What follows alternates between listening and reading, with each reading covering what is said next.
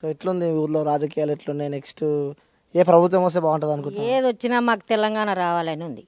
తెలంగాణనా? మరి తెలంగాణలో ఏం కాలే, కేసీఆర్ వచ్చినాక ఏం చేయలే? మాకు మంచిగా పింఛన్లు చేస్తుండు, చిలక పైసలు వేస్తుండు. మాకు అన్నిటికీ సవాలత మంచిగా ఉంది. కేసీఆర్ రావాలి, తెలంగాణకు మేము ఉండం. సో కేసీఆర్ రావాలంటావు మళ్ళా? మళ్ళా కేసీఆర్ రావాలి. ఎందుకు కేసీఆర్ ఎందుకు రావాలనుకుంటున్నాను? ఎందుకు రావాలంటే ఇప్పుడు చిలకలకు పైసలు వేస్తుండు, పేదవాళ్ళకి ఆడపిల్లలకు కానీ పెళ్ళిళ్ళకి కానీ ఆదుకుంటుండు.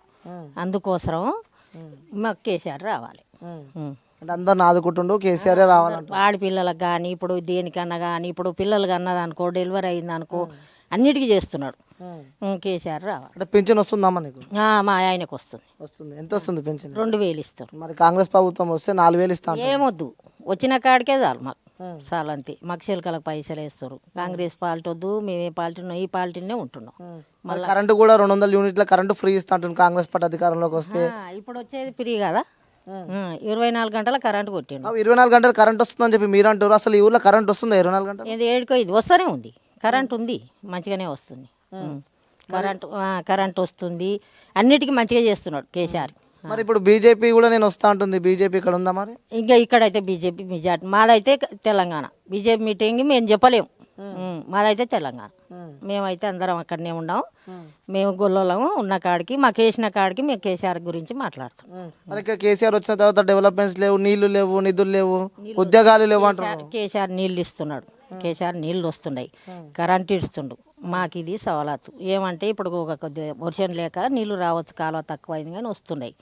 రాంగ్ ఎందుకు ఇంకా మంచిగానే చేస్తున్నాడు చేసే కాడికి. ఇక్కడ ఎవరు వస్తారు? ఇక్కడ కూడా మళ్ళీ కేసీఆర్ రావాలంట మొత్తం. కేసీఆర్ తెలంగాణ 5000 ఇచ్చినా 10,000 ఇచ్చినా ఇచ్చినా సరే ఆయన ఎన్ని అని ఆయన దయాధర్వం.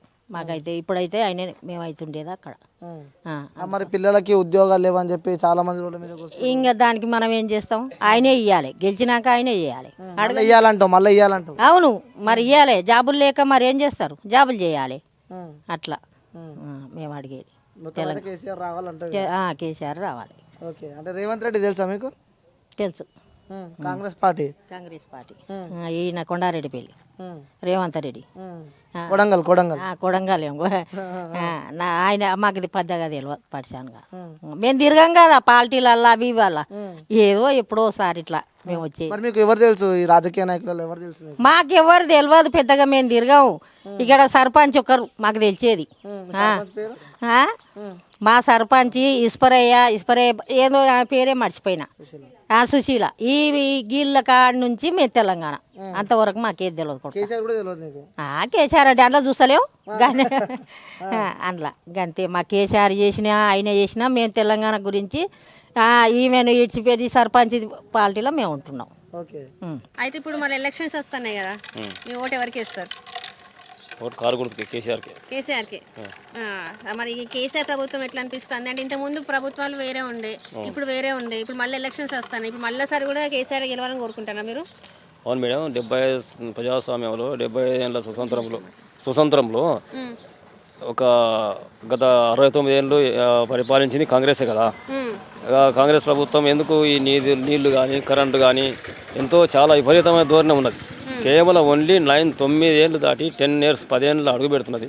అట్టి ప్రజాస్వామ్యంలో స్వతంత్రంలో ఈ యొక్క పోరాటాలు చేసి ఆంధ్రాలో పరిపాలనలో అన్ని నలిగిపోయిన వంటి ప్రజలం మనందరం ఈ తెలంగాణకు మనకు సరిగా నిధులు కానీ నియామకాలు కానీ మనకు మనకు ఇవ్వక ఆంధ్ర పెత్తనం ముఖ్యమంత్రులు చేసారు. వాళ్ళే పెత్తనం చేసి మనలా చాలా విపరీతమైన ధోరణి ప్రవర్తించారు.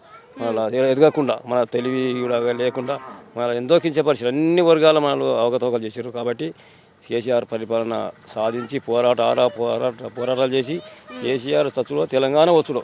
తెలంగాణ వస్తేనే బాగుపడుతుంది మన రాష్ట్రం అనే విధానంతో చాలా నిక్కసిగా పోరాటం చేసినట్టు వ్యక్తి. మీరు అన్నారు కదా నీళ్లు నియామకాలు అన్నారు కదా, ఇప్పుడు మీ అందరికి ఇళ్ళకి నల్లాలు ఉన్నాయా? మళ్ళీ ఇంటింటికి నల్ల నీళ్లు, మిషన్ భగీరథ నీళ్లు 2018 ఎన్నికలకు రాకముందు ఏమన్నాడు, నీళ్లు ఇంటింటికి మిషన్ భగీరథ కృష్ణమ్మ తెచ్చి మీ కాళ్ళు కడుగుతాడు, ఇంటికి నల్ల నీళ్లు పెట్టినాకనే నీ ఓట్లు అడుగుతా అన్నటువంటి ఏకైక దమ్ము ధైర్యం ఉన్న ముఖ్యమంత్రి ఒక్కడే.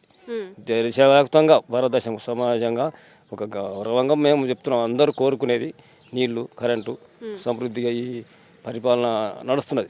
ప్లస్ కళ్యాణ లక్ష్మి కానీ షాజీ ముబారక్ కానీ ఒక రైతు పెట్టుబడికి రైతు బంధు ఒక ఎకరకు 5,000 రూపాయలు ఇచ్చి సౌకర్య దగ్గర పోకూడదు, ఒకరిని చేయి చాపకుండా గౌరవంగా తలెత్తుకొని గౌరవంగా బతకాలనే ఆలోచనతో తెలంగాణ ముఖ్యమంత్రి చేస్తున్నాడు, చేయబోతున్నాడు.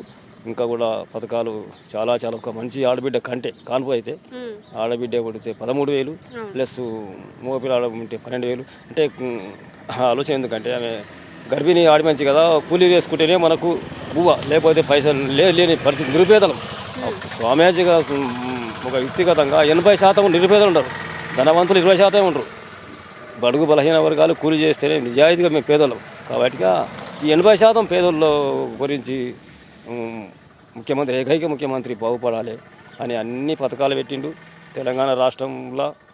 ప్లస్ తెలంగాణ దేశవ్యాప్తంగా కూడా దేశమే మన వైపు చూస్తున్నది. దేశానికి తెలంగాణ వైపు చూసినంత విధంగా ఒక గౌరవంగా తలెత్తుకుని బతకాలనే ఆలోచనతో దళిత బంధు కూడా పెట్టిండు. దళిత బంధువులకు సగౌరవంగా 10 lakhs ఇచ్చి 10 లక్షలు ఇచ్చి వాడు కూడా దళిత సాధికారిత కూడా వీళ్ళు కూడా మనుషులే. ఒకప్పుడు మనుషులు గుర్తుపట్టలేదండి ఎవరు. 59 ఏళ్ల ప్రభుత్వం జవహర్లాల్ నెహ్రూ సంధి పరిపాలించింది ఎవరండి?